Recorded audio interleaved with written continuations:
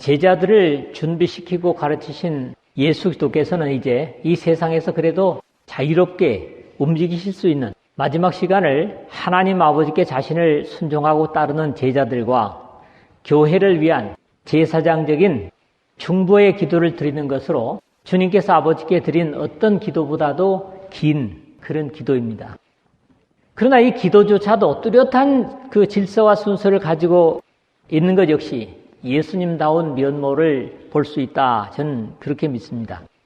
먼저는 자신을 위한 기도를 오늘 본문에서 보게 되는데, 세상에서 성령과 더불어 자신이 완성하실 복음을 전할 제자들을 위한 기도가 그 다음이라고 제가 말씀을 드렸고요. 예수 그리스도께서 자신과 직접 연관된 제자들만을 위한 기도를 넘어서 장차 그들을 통해서 하나님의 백성이 되고 하나님의 나라를 이루게 되어질 사람들을 위해서도 기도하심을 마지막 부분에서 기도하심으로써 오늘 이 말씀을 나누고 있는 우리를 위해서조차 기도하셨음을 감사하게 됩니다. 내가 비옵는 것은 이 사람들만 위함이 아니요 그들이 말로 말미암아 나를 믿는 사람도 위함이니 20절에 그렇게 기도를 시작하죠. 예수 그리스도께서 육신으로 이 땅에 와 계실 때 벌써 우리를 위해서까지 기도하실 뿐만 아니라 지금도 하나님 우편에서 기도를 계속하고 계십니다. 누가 정죄하리요? 죽으실 뿐 아니라 다시 살아나신 이는 그리스도 예수시니 그는 하나님 우편에 계신 자요 우리를 위하여 간구하시는 자신이라.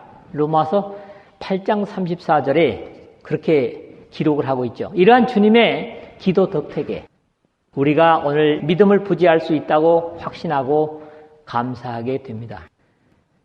믿음의 사람들조차 바로 이해하지 못하는 영생도 이 기도 중에서 은연중에 배우게 되는데 이 역시 예수 그리스도의 입을 통해서 말씀하시는 귀중한 진리입니다. 영생은 곧 유일하신 참 하나님과 그가 보내신 자 예수 그리스도를 아는 것이니이다. 3절에 오늘 그랬죠. 또 오늘 기도에서 하나님 아버지의 영광을 구하시면서 자신의 영광을 구하시지만은 그 구하시는 영광이 우리가 일반적으로 생각하는 영광과는 완전히 다름도 이해할 수 있습니다. 정확하게 말하면 여기서 주님께서 구하시는 영광은 십자가의 죽음이라는 데서 우리는 진정 영광이 무엇인가를 바로 이해할 필요가 있습니다. 세 부분으로 보겠는데 1절에 오늘 첫 부분에서는 마지막 기도조차도 이런 제목으로 삼았습니다. 먼저 자신을 위하여 기도하시는 모습을 읽게 되는데 오늘 우리가 제목으로 잡은 말씀처럼 아버지여 때가 이르렀사오니 라는 고백적인 내용을 봅니다. 말씀은 철저하게 아버지의 것을 그대로, 행동에는 철저하게 하나님 아버지의 정해두신 때에 맞추심을 배웁니다. 또 자신을 위한 기도라고 하였지만은 어떤 어려움이나 고통을 모면하게 해달라는 내용은 없고 오로지 자신이 행해야 할 하나님 아버지의 뜻을 잘 감당해서 하나님 아버지의 뜻을 이름으로 영광을 나타나게 해달라는 기도의 내용입니다. 때에 대한 성경의 기록은 죽일 때가 있고 치료할 때가 있으며 흘 때가 있고 세울 때가 있으며 울 때가 있고 웃을 때가 있으며 슬퍼할 때가 있고 춤출 때가 있으며 돌을 던져버릴 때가 있고 돌을 거둘 때가 있으며 안을 때가 있고 안는 일을 멀리할 때가 있으며 찾을 때가 있고 잃을 때가 있으며 지킬 때가 있고 버릴 때가 있으며 찢을 때가 있고 꿰맬 때가 있으며 잠잠할 때가 있고 말할 때가 있으며 사랑할 때가 있고 미워할 때가 있으며 전쟁할 때가 있고 평화할 때가 있느니라. 전도서 3장 3절에서 8절에 모두 24번의 때를 언급하는 것을 봅니다. 솔로몬을 통해서요. 사실 때는 모두에게 공평하지 않을 수도 있습니다. 인생이 때를 잘 만난다면 바라는 것을 얻는 것이 쉬울 수도 있습니다. 그러나 대부분의 사람들은 자신의 때를 잘 사용하지 못하는 것도 사실입니다. 그러나 하나님은 스스로 때를 만드시는 데서 역시 창조주이시고 우리 주 예수 그리스도께서도 이 땅에 육신으로 계시면서조차 때를 바르게 사용하심으로 인류를 구원하셨습니다. 주님께서 이 땅에 오심부터 때가 참에 하나님이 그 아들을 보내사 여자에게서 나게 하시고 율법 아래 나게 하신 것은 이라고 갈라디아서 4장 4절에서 기록과 함께 가심의 때 역시 아버지여 때가 이르렀사오니 라는 고백을 하시는 것을 듣습니다. 위에서 솔로몬의 표현처럼 많은 때가 있지만 그것은 또한 세상 속에서는 늘 상대적이고 특히 솔로몬이 때를 말할 때 첫 번째로 말한 죽일 때가 있고 라고 말했지만 예수 그리스도의 하나님 아버지께 드리는 때의 고백은 가장 안타까운 때를 말씀하고 계시는 겁니다. 세상에서 창조주로서의 지배하고 다스리는 때를 버리시고 우리와 꽃 같은 때를 가지셨지만 그 절정이 제자들이 바라는 이스라엘의 왕으로 등극하는 때가 아니라 인류를 위해 십자가를 지실 때가 왔다는 고백인 겁니다. 그것도 일반적인 사람들과 같이 7, 80을 살고 가는 것도 아니고 33살에 인생의 귀중한 정점에서 죽을 때가 되었다는 고백을 하시는 것을 보면 우리가 참 많이 감사할 이유가 되고도 남습니다. 창조주요 구세주이신 예수 그리스도께서 그렇게 사셨다면 피조물이요 연약한 우리야 할 말이 없지 않습니까? 예수께서 이 말씀을 하시고 눈을 들어 하늘을 우러러 이제 1절 상반절에 그랬는데 제자들에게 모든 것을 가르치시고 일깨우신 예수 그리스도는 제자들에게서 얼굴을 들어서 자신의 온 곳이요 경외해야 할 하나님 아버지를 향하여 다시 눈을 드십니다. 땅의 제자들과 교제를 하신 주님은 이제 하나님 아버지와 교통하기 위해서 눈을 우러러 드시는 모습을 요한은 그대로 우리에게 전달해주고 있습니다. 이르시되 아버지여 때가 이르렀사오니 예수 그리스도의 아버지를 향한 맡김이며 인정입니다. 앞에서도 요한은 어둠의 하수인들이 예수 그리스도를 계속 죽이고자 시도했음을 기록한 바 있습니다. 7장 30절에 보니까 그들이 예수를 잡고자 하나 손을 대는 자가 없으니 이는 그의 때가 아직 이르지 아니하였음이라라. 8장 20절 하반절에도 보면 잡는 사람이 없으니 이는 그의 때가 아직 이르지 아니하였음이라라 하는 기록으로 봐서 주님의 희생조차도 반드시 계획되고 예정된 때에 이루어짐을 증거하고 있습니다. 아들을 영화롭게 하사 아들로 아버지를 영화롭게 하게 하옵소서 1절 하반절에 그랬는데요. 여기에서 자신을 영화롭게 해서 하나님 아버지를 영화롭게 하여 달라시는 내용으로 들리지만 아들을 영화롭게 하사가 곧 인류의 죄를 대속하실 십자가를 지고 죽으시는 것이라는 그것이 창세전에 인류 구원을 위한 하나님의 계획을 이루시는 것이라는 사실을 앞에서도 말씀드린 바 있습니다. 그러므로 사실에 있어서 아들을 영화롭게 하사 아들로 아버지를 영화롭게 하옵소서라고 기도드리는 것은 자신을 위한 기도이기보다는 자신을 통해서 하나님 아버지의 뜻을 이룰 수 있게 해달라는 아버지의 뜻을 구하는 기도입니다. 여기에서 기도인들의 영광이 무엇인가를 바로 이해하게 됩니다. 영광은 이 땅에서 영화롭게 되는 것이기보다는 하나님의 뜻을 위해서 행하는 모든 것이라는 사실로 주님다운 고백이요 모범입니다. 예수 그리스도는 자신을 위해 구하기보다는 오히려 하나님의 뜻을 감당하게 해달라는 요청을 드리고 있는 겁니다. 이 역시 우리 모두의 기도의 모델이십니다. 두 번째로는 2절에서 4절의 말씀입니다. 예수 그리스도의 이 기도 속에 말씀하시는 영생이 있고 하나님의 영광이 무엇인가를 우리에게 가르쳐주고 있다는 사실입니다. 예수 그리스도의 대제사장적인 기도는 그 기도 내용에서도 많은 진리를 담고 있어서 우리로 하여금 배우고 또 깨닫게 하십니다.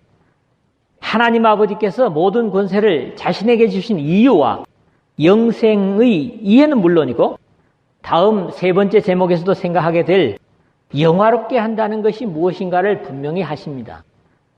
아버지께서 아들에게 주신 모든 사람에게 영생을 주게 하시려고 만민을 다스리는 권위를 아들에게 주셨음이로소이다. 2절에 이제 그랬습니다. 하는 말씀도 내용을 앞뒤로 바꿔서 이해해 볼 필요가 있고, 대부분의 영어 번역본들이 역시 그렇게 번역을 하고 있습니다. As you have given him authority over all flesh, that he should give eternal life to as many as you have given him. 모든 육체들 위해 다스리는 권세를 아들에게 주신 것은 아버지께서 아들에게 주신 대로 그들에게 영생을 주기 위해서이다. 이런 뜻입니다. 제가 읽은 성경은 뉴 킹 제임스 버전입니다. 모든 교회의 권위, 성경에서 엑수시아라고 합니다. 이 권위는 바로 이것을 위해서만 사용해져야 됩니다. 무슨 말입니까? 한 사람의 영혼을 구원하기 위해서 하나님께서 주신 권위는 사용해져야 된다.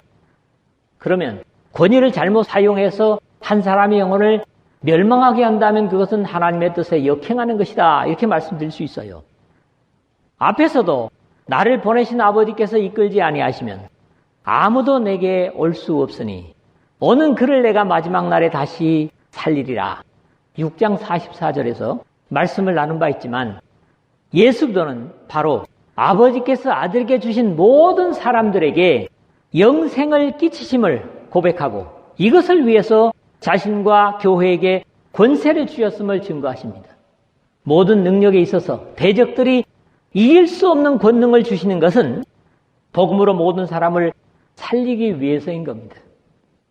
내가 너희의 모든 대적이 능히 대항할 수 없는, 변박할 수 없는 구변과 지혜를 너희에게 주리라. 누가복음 21장 15절에서는 말에서뿐만 아니라 모든 것에서 대항할 수 없는 모든 권세를 너희들에게 준다 말씀하십니다. 다음으로 신앙의 사람들이 가장 원하고 바라는 영생이 무엇인가가 자연스럽게 소개되고 있습니다.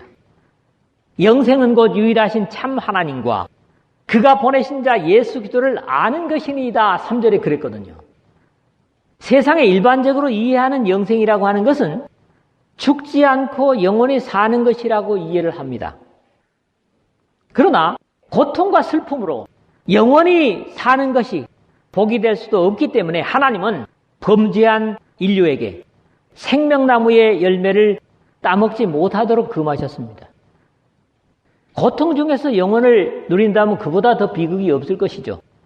그래서 이 사람이 선악을 아는 일에 우리 중 하나같이 되었으니 그가 그의 손을 들어 생명나무 열매도 따먹고 영생할까 하노라. 창세기 3장 22절에 그런 염려를 말씀하시면서 불칼과 두루 도는 화염검으로 그 에덴 동산을 사람이 들어가지 못하도록 지키셨습니다. 성경이 선언하는 영생은 먼저는 삶의 길이가 아니라, 성경이 말씀하는 영생은 삶의 길이가 아니라 삶의 질입니다.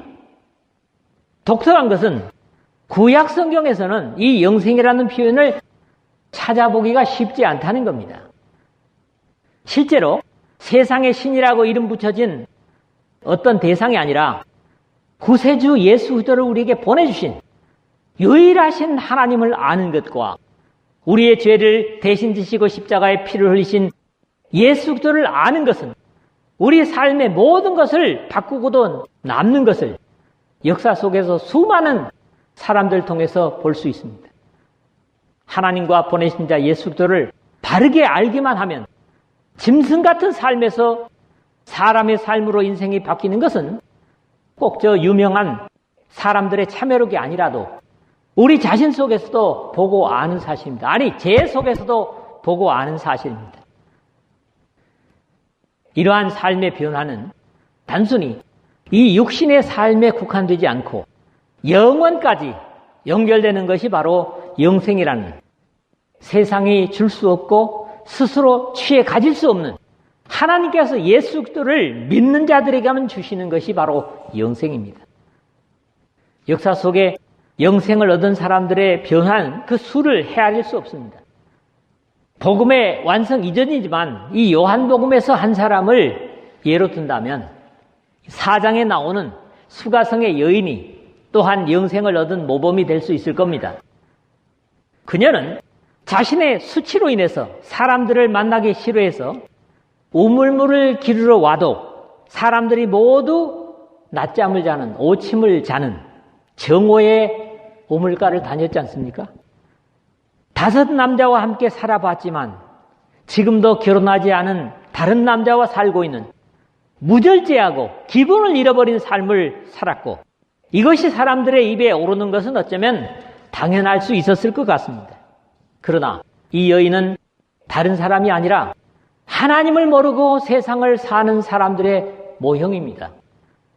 그런데 이 여인이 예수들을 만나고 물 한 모금 달라시는 주님의 부탁에도 오히려 시비를 걸 정도로 여유가 없는 불행한 삶이었지만, 자신의 이러한 부끄럽고 초라한 인생을 주님으로부터 발각당하고 예수들을 인정하게 되고 사죄를 알고 삶이 바뀝니다. 자신의 용서받은 부끄러움을 가지고 오히려 사람들에게 그리스도를 소개하는 이전과는 전혀 다른 행동으로 사마리아 사람들이 주님께로 나오게 하는 전도의 일을 감당했고, 그 이후에는 분명 성경에 기록은 없지만 예수님 만났던 다른 여인들처럼 그녀의 삶은 과거에 저주받은 듯한 불행에 더 이상 머물러 있지 않았을 것으로 확신할 수 있습니다. 복음을 제대로만 접하게 되면 짐승과 다름이 없는 삶을 계속 고집할 바보는 없을 것입니다. 그러면 많은 사람들은 되물을 수 있는 것이, 그렇다면 왜 믿는 사람들이 안 믿는 사람들보다 더 옳지 못하고 행복하지 못한가 물을 수 있을 겁니다. 사실 그런 유형의 사람들이 이 시대에 적지 않은 것도 인정할 수밖에 없습니다. 그러나 분명한 것은 유일하신 참 하나님과 그가 보내신 자 예수 그리스도를 바로 아는 사람이라면 그럴 수 없을 것이라는 답변입니다. 영생과 저주의 차이는 환경이 아닙니다. 여러분 오해하지 마십시오. 그 사람의 중심에 있는 가치의 차이입니다. 그래서 아는 것이라고 한 것이죠. 그 사람의 중심에 성령께서 성전을 삼고 계시는가? 그대로 황량하고 고달픈 세상, 아니 더 직접적으로 표현해서 어두움의 영이 자리하고 있는가의 차이라고 볼 수 있습니다. 우리가 수요일날 요즘 사무엘상을 상고하고 있는데 대표적으로 사울과 다윗이 나오죠. 그 두 사람의 움직임이, 사울은 왕이고 다윗은 지금 그 왕으로부터 모함을 당하고 어렵지만은 행복한 사람은 누구입니까? 너무나 자명한 모습을 보는 겁니다. 왜냐하면 환경이 좋은 곳에서는 누구나 행복할 수 있고 복받았다고 생각할 수 있습니다. 그런데 예수님 믿고 삶이 변하면 다 환경이 좋아집니까? 그럼에도 주님께서 말씀하시는 영생이나 생명과 기쁨은 환경이 좋은 곳에서만 누리는 것이 아님을 알아야 합니다. 영생은 요즘 흔히 쓰는 말로 혁신이고 미래지향적입니다. 요즘 많이 쓰는데 혁신이라고 하지 않고 뭐라고 하나요? 이노베이션이라고 그래요. 그래서 회사 이름도 무슨 이노베이션 쓰죠. 급속하게 변한다는 뜻입니다. 예수를 믿고 나면 삶이 완전히 바뀌어요. 그러니까 예수 믿는 것은 요즘 흔히 말하는 이노베이션이에요. 비록 힘겹고 어려운 인생이 될지라도 하나님께서 나의 주인이시며 자신을 다스리고 계시기 때문에 합력해서 모든 것이 선을 이루어 가실 것이라는 소망으로 인해서 기뻐하고 감사하며 힘겨운 환경을 성령을 의지하여 믿음으로 감당하게 되는 겁니다. 이게 천국을 사는 사람이죠. 보이는 상황에서는 차이가 없을지라도 이러한 내면의 능력이 환경을 뒤집고 바꿔가는 것이 바로 현실 속에서 영생을 누리는 것입니다. 또 이런 믿음의 사람들에게 하나님은 미래는 더 밝고 행복하게 준비해 주실 것입니다. 믿으십시오. 우리는 영생을 너무 멀리 어렵게 이해하는 경향이 있지만 그런 생각부터 바꿔야 영생을 누릴 수 있을 것입니다. 아버지께서 내게 하라고 주신 일을 내가 이루어 아버지를 세상에서 영화롭게 하였사오니 4절에 그렇게 되어 있죠. 이 말씀도 세상에서 하나님을 영화롭게 해드리는 것이 어떤 것임을 주님의 말씀 속에서 배우게 됩니다. 하나님께서 거듭나게 하시고 그 거듭난 사람들 속에 행하라고 주신 사명들을 이루어 드리는 것이 바로 하나님을 영화롭게 해드리는 겁니다. 우리는 쉽게 예배에서만 하나님을 영화롭게 한다고 생각하는데 그렇게 제한하지 마십시오. 그리고 이것은 모든 사람들 속에 다 꼭 같지 않습니다. 다를 수 있다는 거죠. 예수 그리스도께 주신 사명과 솔로몬에게 주신 사명이 다른 것처럼 오늘 우리 각자에게 주신 모두의 하나님께 하라고 주신 일은 다 다릅니다. 그런 입장에서 우리 모두가 솔로몬에게 필요한 지혜가 필요한 것은 아닙니다. 그것은 우리 각자가 감당할 수 없는 일이 아니라 반드시 감당할 수 있는 일들임도 확신할 필요가 있습니다. 고린도전서 10장 13절 그러죠? 너희가 감당치 못할 시험당함을 허락지 아니하시고 시험당할 쯤에 또한 피할 길을 내사 너희 감당하게 하느니라. 이 말씀을 시험당하는 일에만 적용하지 마십시오. 그것은 우리가 하나님의 뜻을 이루어가는데도 적용되는 말씀임을 확신하시기를 바라는 겁니다. 또 그것을 알아내는 것이 나에게 주신 사명이 무엇인가 알아내는 것이 그렇게 어려운 것도 아닙니다. 내 사명이 뭘까? 자신이 어떤 큰 일을 계획하고 구상해야 하는 것도 아니고 지금 자신의 자리에서 구원받은 사람으로서 할 수 있는 일들을 하는 겁니다. 그래서 예레미야를 통해서 하나님 그러죠. 네가 너를 위하여 큰 일을 찾느냐? 그것을 찾지 말라. 하나님께서 알려주신 것, 하라고 하신 것을 하라는 겁니다. 하나님께서 나에게 하라고 명령하시는 일은 나 자신의 형편과 처지에서 이루어드리는 것이 바로 하나님을 영화롭게 해드리는 일임을 이해할 필요가 있습니다. 여러분 그거 모릅니까? 내가 어떻게 하는 것이 하나님의 일을 하는가를 아마 모를 사람 없어요. 그것을 잘하는 게 하나님의 일이다. 하나님을 영화롭게 하는 것이다. 믿으시기를 주님의 이름으로 부탁을 드립니다. 마지막 5절의 말씀. 자, 여기 제목은 영화롭게 하옵소서. 믿음의 사람들이 해야 될 건 뭡니까? 하나님을 영화롭게 하는 겁니다. 예수 그리스도께서는 이제 아버지 하나님께서 자신을 통해 이루실 구원의 사실적인 역사를 바로 앞에 두고 창세전에 함께 누렸던 아버지와의 영광을 회상하고 하나님 아버지의 계획하신 구속의 역사를 이루어서 그 영광을 다시 회복할 것을 기도로 고백하고 계십니다. 아버지여, 창세전에 내가 아버지와 함께 가졌던 영화로서 그러셨는데 이미 이 복음서를 시작하면서 그리스도의 하나님 아버지와 선제, 즉 먼저 계셨음을 선포한 바 있습니다. 태초에 말씀이 계시니라. 이 말씀이 하나님과 함께 계셨으니 이 말씀은 곧 하나님이시니라. 그가 태초에 하나님과 함께 계셨고 1장 1절 2절에서 그랬죠. 솔로몬은 잠언서에서 이 지혜를 의인화합니다. 인격화한다는 거죠. 신약의 말씀, 바로 로고스, 예수 그리스도를 다르게 표현하는 것으로 이해를 하는데 창세전에 계셨던 것으로 그렇게 묘사를 합니다.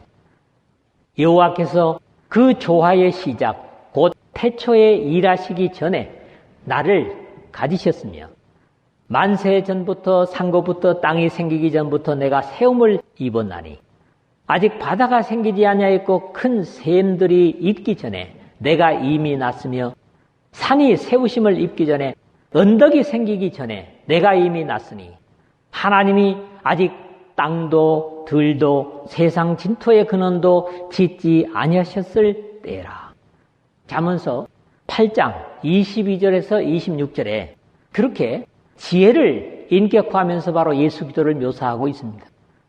이 세상이 만들어지기 전에 먼저 하나님 아버지와 나누셨던 영광을 말씀하시면서 그럼에도 지금은 하나님 아버지의 계획과 예정을 위해서 육신을 입고 이 땅에 계시지만 그것과 비교될 수 없는, 아니 그것과는 정반대되는 인류의 죄를 모두 감당하는 수치와 아픔을 감당하여 다시 그 영광을 회복할 수 있게 해 주십사 하는 요청을 하나님 아버지께 드리고 있습니다.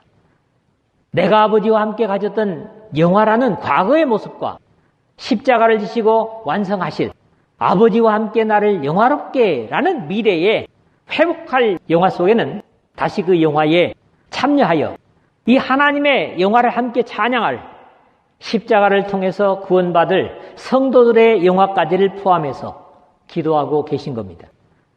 바로 앞에 당하게 되실, 이제 조금 후에 당하게 되실, 지금도 아버지와 함께 나를 영화롭게 하옵소서라는 표현은 사실에 있어서는 십자가의 감당을 요청하고 계신 겁니다. 하나님 아버지와 다름이 없으신 예수 그리스도께서 하나님의 일을 위해 이렇게 기도하셨다면 주님과 비교될 수 없는 오늘 우리들이야 얼마나 더 우리의 역할을 위해서 기도해야 하는가를 더욱 절감하게 됩니다.